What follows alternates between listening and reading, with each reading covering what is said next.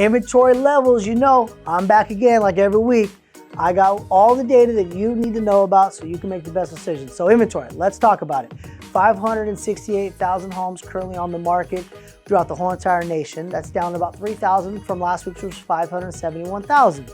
Now, we do have 50% inventory more this month than we did last month of the same year. So 2021 December, 50% more inventory. But here's the problem.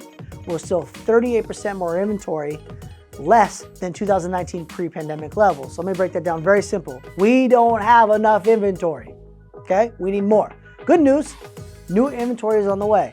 New construction homes have the most amount of inventory being built currently in the history of inventory.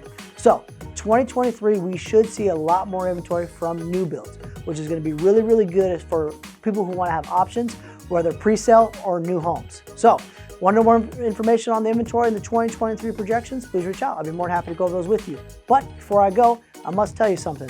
Interest rates have dropped. So, if you're out pre-approved, you're looking at homes, or you want to get pre-approved, we are no longer in the 7% range. They have came down and they're staying down currently. So we'd love to see some more interest rates dropping. So be prepared for 2023 to buy yourself a home. Talk to you soon.